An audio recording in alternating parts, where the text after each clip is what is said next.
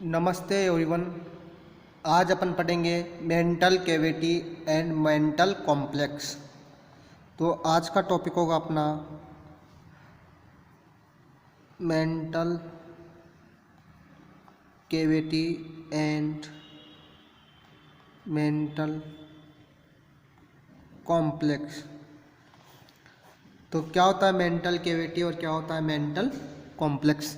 तो देखेंगे अपन पाइला के सेल यानी कि पाइला के आवरण के नीचे पतला स्तर पाया जाता है जिसे मेंटल कहते हैं, तथा मेंटल से गिरी हुई गुहा को मेंटल कैविटी कहते हैं। यानी कि इससे गिरी हुई यानी कि इसके बीच में जो प्रेजेंट गुहा होगी उसे मेंटल कैविटी कहेंगे। मेंटल कैविटी में अनेक आंतरिक अंग या संरचनाएं आपस में मिल जाती हैं तथा ये एक संरचना का निर्माण करती हैं जिसे मेंटल कॉम्प्लेक्स कहते हैं। यानी कि इस मेंटल कैविटी के अंदर अनेक आंतरिक अंग व संरचनाएं मिल जाती हैं और आपस में मिलकर एक जटिल संरचना का निर्माण करती हैं। उस रचना को अपन मेंटल कॉम्प्लेक्स कहते हैं। मेंटल कैविटी के मध्य भाग में एक प्रवर्धनुमा संरचना पाई जाती है। उस प्रवर्धनुमा संरचना को बोलते हैं अपन एपिटीनिया।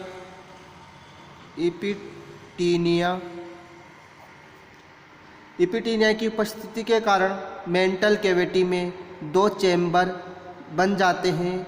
इनमें से राइट साइड पर ब्रेंकियल चैम्बर पाया जाता है जबकि लेफ्ट साइड पर पल्मोनरी चैम्बर पाया जाता है। यानी कि इसमें दो चैम्बर बनेंगे। राइट साइड पर पाया जाने वाला राइट साइड पर ब्रेंकियल चैम्बर होता है और लेफ्ट साइड पर पल्मोनरी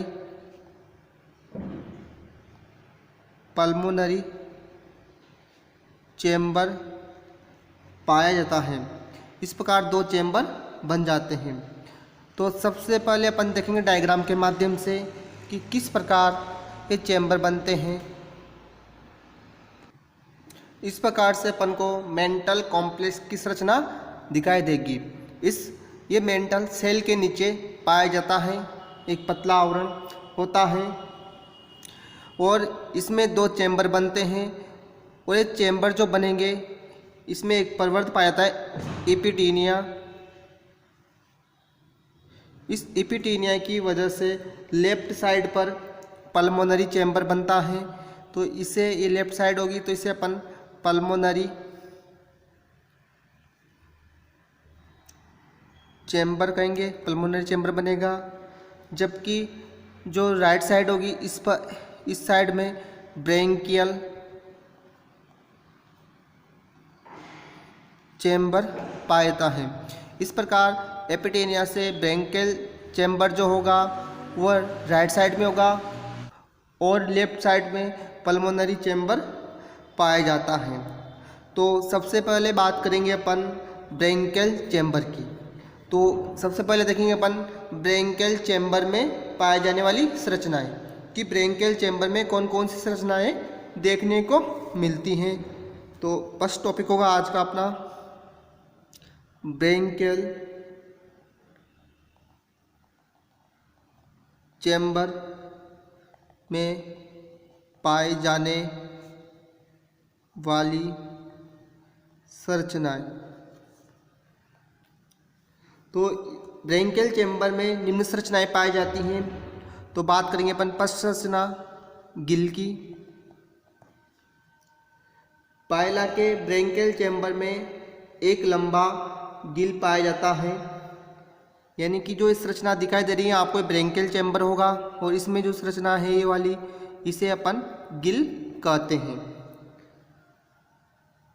यह गिल मेंटल के द्वारा जुड़े हुए रहते हैं और यह गिल जो होगा यह मेंटल से गिल रूट के द्वारा जुड़ा हुआ रहता है। गिल के भीतर अनेक गिल लेमिला, गिल में अनेक गिल लेमिला पाए जाते हैं। यह गिल कंगे के समान संरचना प्रदर्शित करते हैं, इस कारण इसे मोनोपेक्टिनेट गिल कहते हैं। जिस प्रकार कंगा होता है तो उस संरचना के अंदर ये अरेंज होते हैं, तो इस प्रकार की व्यवस्था को मोनोपेक्टिनेट गिल कहेंगे।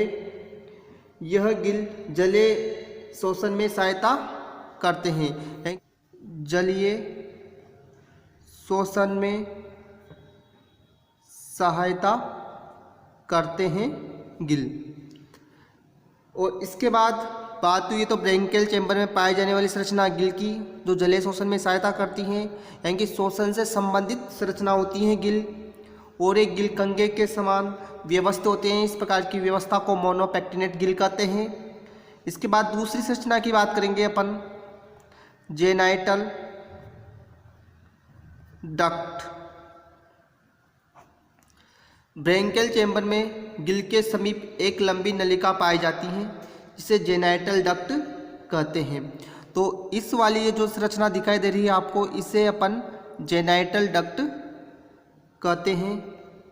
जेनाइटल डक्ट गिल होगा और गिल के पास में प्रेजेंट होगी जो संरचना, उसे जेनाइटल डक्ट कहेंगे। ये जेनाइटल डक्ट पायला को जनन में सहायता प्रदान करती हैं। नाम ही जेनाइटल हैं तो ये जनन से संबंधित होगी, यानी कि जनन में सहायता करेगी।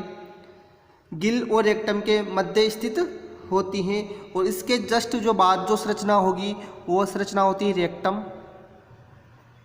तो रेक्टम व गिल के मध्य जेनाइटल डक्ट पाई जाती हैं। तो ब्रैंकियल चैम्बर में पाई जाने वाली अगली संरचना की बात करेंगे अपन, रेक्टम की। रेक्टम पायला के ब्रैंकियल चैम्बर में जेनाइटल डक्ट के समीप एक नलिका समान संरचना पाई जाती है। तो ये देखो आप, एक नलिका समान संरचना मिलेगी, इस नलिका समान संरचना को ही अपन रेक्टम कहते हैं। इसके भीतर अपचित भोज्य पदार्थों को एकत्रित किया जाता है, यानी कि रेक्टम के अंदर अपचित पदार्थों को एकत्रण होता है, इनको इकट्ठा किया जाता है। तो ये तो बात कर ली अपन ने ब्रैंकियल चैम्बर में पाई जाने वाली संरचनाओं की। अब बात करेंगे अपन पल्मोनरी चैम्बर में पाई जाने वाली संरचनाएं। पाई जाने वाली संरचनाएं, तो पल्मोनरी चैम्बर में पाई जाने वाली संरचनाएं, तो पायला में ब्रैंकियल चैम्बर के समीप एक बड़ा कक्ष पाया जाता है, जिसे पल्मोनरी चैम्बर कहते हैं। इसके भीतर पल्मोनरी सेक पाया जाता है और इसके अंदर की ओर जो होगा उसे अपन पल्मोनरी सेक कहते हैं। पल्मोनरी चैम्बर के भीतर एक रक्त कोटर भी उपस्थित होता है, तो इस पल्मोनरी सेक के अंदर ये रक्त कोटर भी उपस्थित होगा, इसे बोलते हैं अपन ब्लड साइनस, यानी कि रक्त कोटर। पल्मोनरी सेक की भीतरी सतह संवहनी प्रकार की होती है, इस कारण यह जल में उपस्थित ऑक्सीजन को ग्रहण करती हैं तथा CO2 को बाहर निष्कासित कर देती हैं। यानी कि जो पल्मोनरी शब्द यूज करते अपन वो शोषण से संबंधित होता है। तो शोषण से संबंधित होगा तो ये पल्मोनरी जो सेक होगा ये ऑक्सीजन को ग्रहण करेगा और CO2 को निष्कासित करता है, और CO2 को बाहर वातावरण में निष्कासित कर दिया जाता है। यानी कि पल्मोनरी शब्द हमेशा शोषण से संबंधित होता है। इसके बाद बात करेंगे अपन ओस्फ्रीडियम।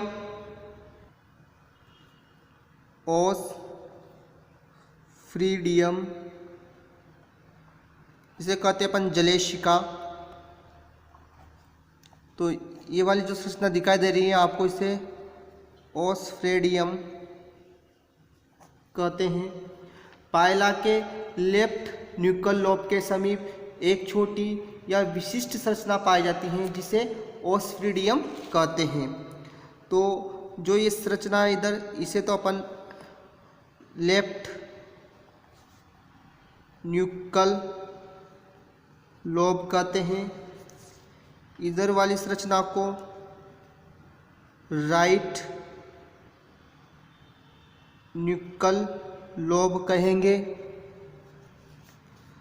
बीच में माउथ प्रेजेंट होगा और इसमें आई स्टॉल्क यानी कि नेत्रव्रंथ उपस्थित होते हैं और इन नेत्रव्रंथ पर आई यानी कि नेत्र पाए जाते हैं और मुख के पास में टेंडेकल्स पाए जाते हैं। तो दो प्रकार के टेंडेकल्स मिलेंगे। छोटे जो टेंडेकल्स होंगे उनको लेबियल टेंडेकल्स कहते हैं। बड़े वाले टेंडेकल्स को सेकेंडरी टेंडेकल्स कहेंगे। तो इसमें जो जलेशिका होगी वह लेफ्ट न्यूक्ल लोब के समीप छोटी या विशिष्ट संरचना पाई जाती हैं जिसे ओस्फिरिडियम कहते हैं। तो ये लेफ्ट न्यूक्ल लोब होगा तो इसके समीप पाई जाएगी जलेशिका। यह ओस्फिरिडियम दो कोम्ब के समान संरचना प्रदर्शित करती है, यानी कि दो कोम्ब के समान, एक ये वाला इधर और एक ये इधर वाला कोम्ब, तो दो कोम्ब के समान संरचना प्रदर्शित करती हैं। इस कारण से बाइपेक्टिनेट भी कहते हैं। मोनोपेक्टिनेट मतलब एक तरफ कोम्ब का होना, मोनो और बाइपेक्टिनेट का मतलब दोनों ओर कोम्ब का होना, तो इसलिए इसको बाइपेक्टिनेट कहेंगे। यह पायला में प्रवेश करने वाले जल का रासायनिक परीक्षण करती हैं। तो जो ओस्फिरिडियम होगी इसका कार्य होता है जल का रासायनिक परीक्षण करना। इस कारण से पायला का एक्वागार्ड भी कहते हैं। तो ध्यान रखना, पायला का एक्वागार्ड क्या होगा? ओस्फिरिडियम जलेशिका। इसके बाद अपन बात करेंगे लोकोमोशन यानी कि गमन। पायला में गमन अंग के रूप में फुट पाया जाता है, यानी कि जो पायला होगा वो फुट या पाद के माध्यम से गमन करता है। फुट में फुट मसल्स अधिकता से प्रेजेंट होगी। फुट आधारी सतह चपटी होती हैं जिससे सोल कहते हैं। जब फुट मसल्स में संकुचन होता है तो पेशे फुट की लंबाई बढ़ जाती है। इस फुट में रुधिर का प्रवाह भी बढ़ जाता है और फुट मृदा या कीचड़ में धंस जाता है। पायला का शरीर आगे बढ़ता है। इस प्रकार पायला फुट की सहायता से गमन करता है, यानी कि फुट के माध्यम से पायला में गमन होगा और गमन के लिए इस फुट के अंदर मसल्स होगी और उन मसल्स में संकुचन कॉन्ट्रैक्शन होगा और ब्लड फ्लो भी अधिक होगा, जिससे किसी मृदा से या मृदा सतह से कीचड़ में धंस जाते हैं और पायला हमेशा आगे की ओर गमन करता हुआ रहेगा। तो इसके बाद अपना नेक्स्ट टॉपिक होगा रेस्पिरेटरी सिस्टम। पायला का रेस्पिरेटरी सिस्टम की बात करेंगे। तो देखते हैं अपन रेस्पिरेटरी सिस्टम को।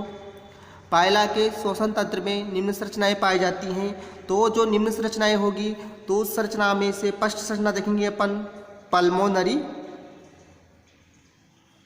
सेक। तो पल्मोनरी सेक तो बात करते हैं अपन इसकी। तो पायला के श्वसन तंत्र में ब्रेंकियल चैम्बर के समीप पल्मोनरी चैम्बर पाया जाता है।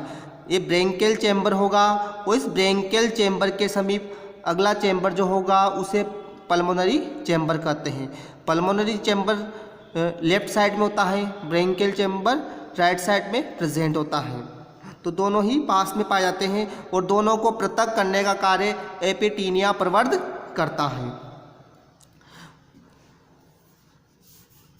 इस पल्मोनरी चैम्बर के भीतर पल्मोनरी सेक पाया जाता है।